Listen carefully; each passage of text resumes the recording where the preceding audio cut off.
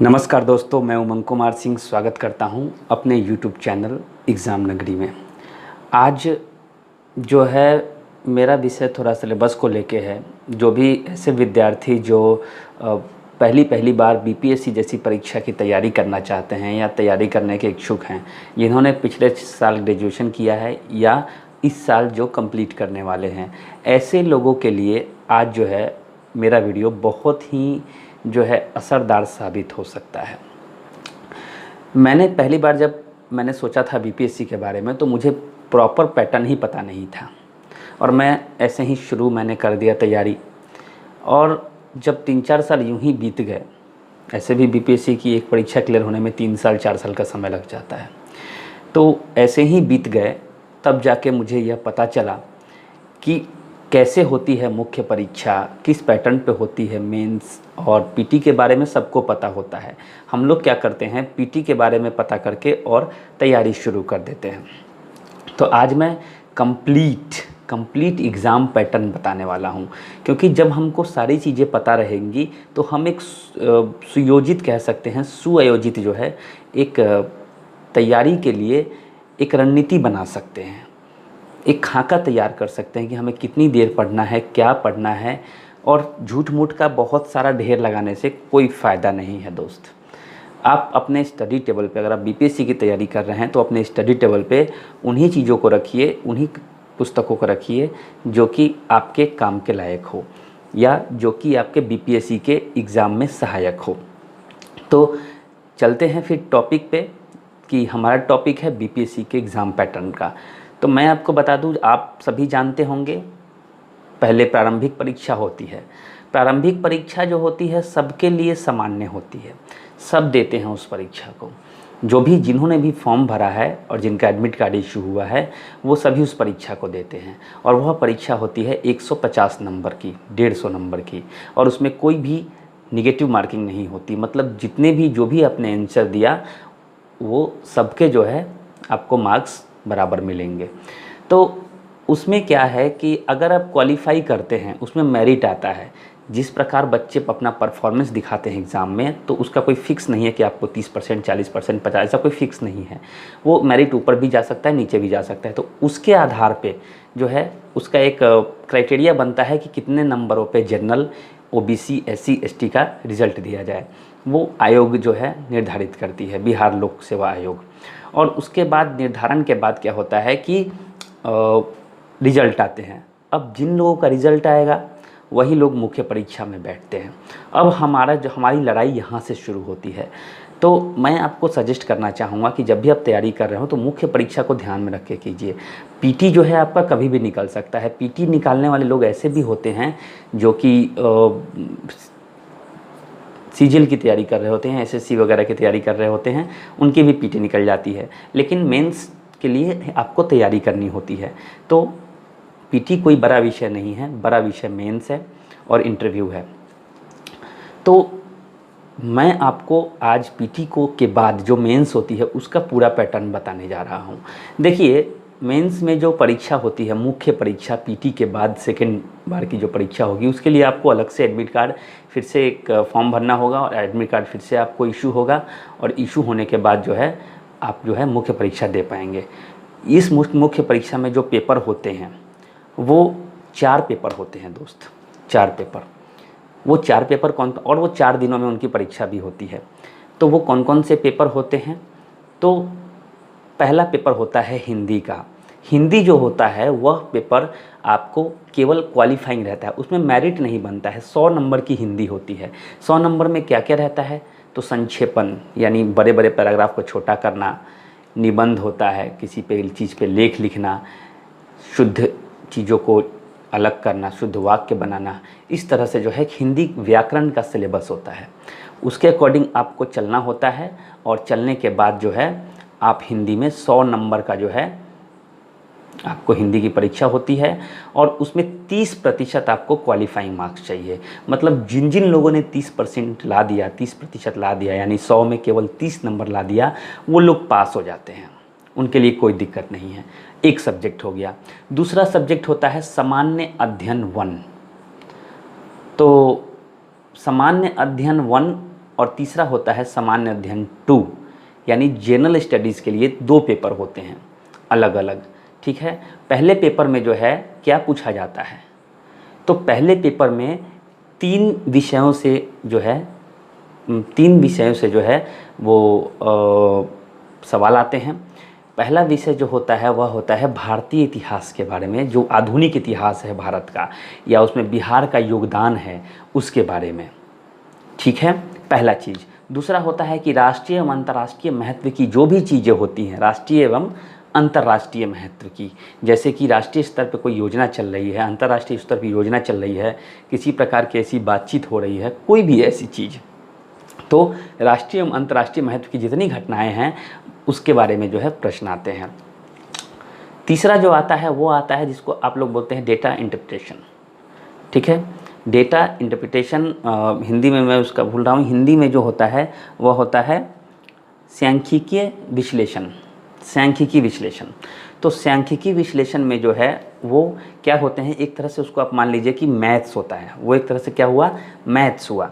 Maths में क्या कैसे क्वेश्चन, तो डेटा दिए जाते हैं, कई ग्राफ में, पाई चार्ट में आपको डेटा मिलेगा, उसके अकॉर्डिंग हर एक प्रश्न पे 2-3 प्रश्न आपको जो है उत्तर देने होंगे। तो एक मेंस का जो है यह भी उसी में होता है, पेपर 1 में, सामान्य अध्ययन 1 में। तो ये तीनों चीज़ें हो गई। अब आते हैं सामान्य अध्ययन पेपर 2 में।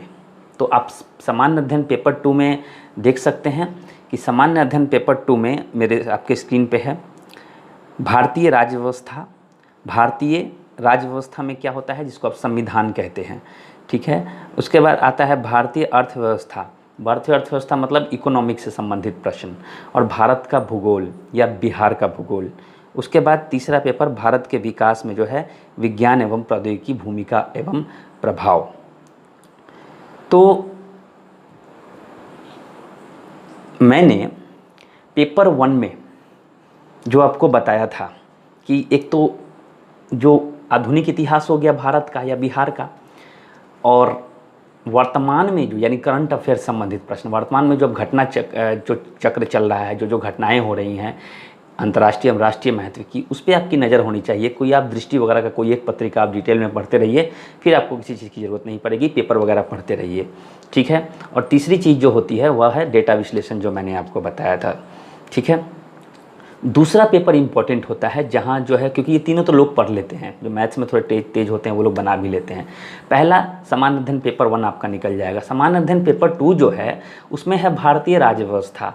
तो भारतीय राज्य व्यवस्था में बहुत ज़्यादा डेटा से संबंधित प्रश्न नहीं पूछे जाते हैं। ऐसा नहीं कि आपको अनुच्छेद में जो है पूरा अनुच्छेद पूछा है, ऐसा कुछ नहीं है। आपको अनुच्छेद का वर्णन करना होता है, कोई विषय विशेष पर जो है प्रश्न आते हैं, किसी ऐसे विषय पे जो सामाजिक मुद्दा हो या हमारे थोड़ा सा अगर हमारे समाज में जो बुराइयां हैं या समाज में जो चीज़ें चल रही हैं उनसे संबंधित, तो उस पे जो है संविधान जहाँ वहाँ रिलेट करता है उन चीज़ों से, उससे प्रश्न आते हैं। ठीक है, या फिर संविधान में जो है किस प्रकार राष्ट्रपति की भूमिका होती है, उपराष्ट्रपति की भूमिका होती है, राज्यपाल की भूमिका होती है, या फिर एक पंचायत स्तर पर कौन कौन सी चीज़ें होती हैं, या पंचायत जिस संविधान अनुच्छेद में आता है थोड़ा सा उसका डिटेल, तो कुछ चीज़ें ऐसे आती रहती हैं। उसके बाद जो भारतीय अर्थव्यवस्था है, तो ये मत समझिए कि बहुत ज़्यादा आपको डेटा देना पड़ेगा।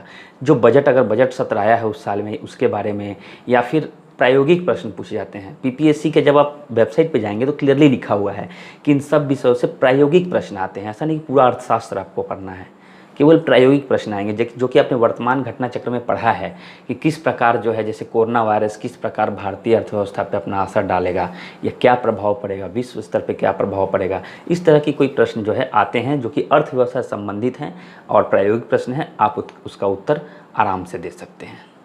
ठीक है, ये चीज़ें जो है आती हैं। उसके बाद अगर मैं बात करूँ तो भारत में जो है किस प्रकार भारत और बिहार, खासकर बिहार के में जो विज्ञान से संबंधित चीज़ें चल रही हैं या विज्ञान से संबंधित कोई भी चीज़ जो कि बिहार से भी संबंधित है, और या फिर विज्ञान का योगदान बिहार के विकास में क्या है, कहाँ कहाँ जो है उसकी मदद ली जा रही है, इस पर जो है प्रश्न आते हैं। तो जो भी प्रश्न आते हैं प्रायोगिक आते हैं। तो हो गया पेपर 1 और पेपर 2। पेपर 1 में कौन सा, 3 चीज़ें मुख्यतः, आधुनिक भारत का इतिहास, जिसमें आपका आधुनिक भारत का इतिहास ही होता है, यूरोपियों के आगमन से लेके और अंत तक, आज़ादी मिलने तक, या उसके थोड़ा सा बाद 1970-75 तक की घटना है। दूसरा क्या है, तो दूसरा है आपका वर्तमान घटना चक्र, जो राष्ट्रीय अंतर्राष्ट्रीय के महत्व की चीज़ें हैं। तीसरा क्या है, तीसरा है आपका तीसरा जो है आपका वह है डेटा विश्लेषण। हो गया पेपर 1। पेपर 2 में क्या है, पेपर 2 में मैंने बता दिया कि संविधान है, अर्थव्यवस्था है, और तीसरी चीज़ जो है वह है विज्ञान का महत्व। तो विज्ञान, ऐसा नहीं कि विज्ञान है तो पूरा विज्ञान आपको पढ़ना है, फिजिक्स केमिस्ट्री बायोलॉजी पढ़ना है, ऐसा कुछ नहीं है। विज्ञान का महत्व, या कोई हाल ही में कोई ऐसा अनुसंधान हुआ है जिससे भारत या बिहार को फ़ायदा हुआ है, उसके बारे में प्रश्न, ठीक है। तो उन सब मुद्दे पे आप बस नज़र रखिए, ठीक है, वो आपको आगे साक्षात्कार में भी काम देता है। हो गया, तो पेपर 1 पेपर 2 ख़त्म। अब अगला पेपर जो होता है वह होता है वैकल्पिक, 5वां पेपर। पहला पेपर हिंदी हो गया, दूसरा पेपर कौन सा हो गया, माफ़ कीजिएगा, दूसरा पेपर हो गया आपका सामान्य अध्ययन 1, तीसरा सामान्य अध्ययन 2, और चौथा यानी लास्ट पेपर आपका हो गया वैकल्पिक विषय। अब वैकल्पिक विषय में जो पेपर आते हैं वो पेपर कौन से होते हैं, वो पेपर आपके होते हैं कि जो भी हम लोग ग्रेजुएशन में पढ़ते हैं, ऐसा नहीं कि हमने जो ऑनर्स लिया ये कोई ज़रूरी नहीं है। आप हिंदी ऑनर्स से हैं, आप मैथमेटिक्स चुन सकते हैं, ठीक है, आप कुछ भी चुन सकते हैं। तो जो भी आपने पेपर ली, जो है आपने नहीं, पूरे ग्रेजुएशन करने में जो भी लोग जितने पेपर दिए जाते हैं ऑप्शन में, उस सब में से कोई भी ले सकते हैं। 20 या 25 विषय होते हैं, चाहे वह लोक प्रशासन हो, चाहे वह भूगोल हो, चाहे वह इतिहास हो, चाहे वह LSW हो, यानी कि LSW का मतलब होता है लेबर एंड सोशल वेलफेयर, ठीक है, ये हो, कोई भी ऐसा विषय आप ले सकते हैं जो कि ग्रेजुएशन में लोग लेते हैं, लोग ले सकते हैं। ऐसा नहीं कि आपने जो लिया है ग्रेजुएशन, जो आपका ऑनर्स है वही आपको लेना है, ऐसा कुछ नहीं है। पहले 2 था, अब एक ही पेपर लेते हैं। तो इसमें हिंदी का तो महत्व तो होता नहीं है, हिंदी तो क्वालिफाइंग नेचर है। बाकी के 3 पेपर जो होते हैं वो 3-3-3 कितने हो गए, 900 नंबर, और 120 नंबर का साक्षात्कार होता है, जो कि आपको जो है करंट अफेयर्स आप अच्छे से पढ़े हैं, न्यूज़पेपर वगैरह पढ़े हैं, आपको थोड़ी ठीक ठाक जानकारी है, तो आप आराम से इंटरव्यू निकाल सकते हैं। तो 900 और 120 का इंटरव्यू, 1020 नंबर का मेरिट बनता है, 1020 नंबर का मेरिट बनता है। और इसी नंबर में जो है मेरिट जो है आपका क्लियर होता है कि आप कितने नंबर, अच्छे नंबर लाते हैं, कितना अच्छा प्रेजेंटेशन होते हैं, देते हैं। तो लगातार आप लिखने का प्रयास कीजिए, लिखते रहिए प्रश्नों को, आप मुद्दे को लिखते रहिए। आप क्या करेंगे, मैं कैसे तैयारी करता हूँ, मैंने क्या जो इतना मैंने बार बार जो है BPSC में धोखा खाया, तो मुझे क्या लगा कि जो है बार बार क्या करना है कि जो भी सब्जेक्ट है, आप BPSC की वेबसाइट जाकर सिलेबस डाउनलोड कर लीजिए, देख लीजिए कौन कौन BPSC में क्लियरली दिया हुआ है कि आधुनिक भारत में से पूछेंगे तो क्या क्या पूछेंगे, हम भूगोल में से पूछेंगे तो क्या क्या पूछेंगे, इकोनॉमिक्स में पूछेंगे तो क्या क्या पूछेंगे। सबके लिए बस एक मोटी कॉपी रखिए, एकदम प्लेन पेपर। हाँ, एक और चीज़, जो मुख्य परीक्षा होती है वो प्लेन पेपर पे होती है। आप रोलिंग पे बिल्कुल मान लिखिए, आपकी प्रैक्टिस खराब हो जाएगी। आप प्लेन पेपर पे लिखिए, और प्लेन पेपर पे लिखिएगा तो आपकी अच्छी प्रैक्टिस होगी, अच्छी राइटिंग होगी, और अच्छे मार्क्स मिलेंगे, अच्छा प्रेजेंटेशन होगा। पैराग्राफ का उपयोग करते रहिए और बहुत ही मज़ा आएगा। तो सारे विषयों के आप डेली जो है, कम से कम आप हिंदी को छोड़ दीजिए, हिंदी में थोड़ा कम समय भी देंगे चलेगा, आप सब में कम से कम आप 1-1 घंटे या 1.5 घंटे दे देते हैं, करीब सभी संयुक्त रूप से आप 6 घंटे दे देते हैं, तो 1 साल में आपकी BPSC की तैयारी बहुत अच्छी हो जाएगी। डेली बेसिस पर करंट अफेयर्स देखते रहिए। दृष्टि का आप एक्टिवेट कर लीजिए, 1400 रुपये का आता है 6 महीने के लिए, या फिर शायद 1 साल के लिए, तो आप उसको एक्टिवेट करवा लीजिए। आपके घर पत्रिका आती रहेगी, आप पढ़ते रहेंगे, आप न्यूज़पेपर पढ़ते रहिए, बहुत अच्छी जानकारी भी हो जाएगी कोई भी PCS एग्ज़ाम के लिए। और बिहार के लिए आप बिहार की कोई पुस्तक इम्तियाज़ अली वगैरह की आप ले सकते हैं। तो एक कंप्लीट पैकेज है, कंप्लीट तैयारी है, यही आपको करनी है। यही लोग इंस्टीट्यूट वाले भी देते हैं, वो कोई अलग से पैदा नहीं करते किसी चीज़ को या बुक को, ठीक है। तो इस तरह से आप एक कॉपी रखिए एक विषय की, उसके साथ उसकी एक अच्छी बुक रखिए। आप चाहें तो लक्ष्मीकांत के लिए ले सकते हैं संविधान, या इतिहास के लिए स्पेक्ट्रम जो आपके सामने दिख रही है, ये बुक भी ले सकते हैं। तो इस तरह से जो है लेके आप तैयारी कर सकते हैं। आप कॉपी में हर पहलू को नोट कीजिए, समझिए, शॉर्ट नोट्स बनाइए, लंबे लंबे नोट्स मत लिखिए, शॉर्ट नोट्स, हेडिंग लिखिए, और बीच का करेक्ट्स आप याद रखिए कि हाँ क्या क्या चीज़ें घटनाएँ हुई थी, और डेट वगैरह बस लिखिए, ईयर वगैरह लिखिए बस। तो इस तरह से एक स्मार्ट स्ट्रेटेजी को लेके आप जो है BPSC की तैयारी कर सकते हैं। मैं भी तैयारी करता हूँ, मैं भी आपकी तरह तैयारी ही करता हूँ, मैं भी स्ट्रगल करता हूँ, और मैं योजना बनाता हूँ कैसे क्लियर करना है।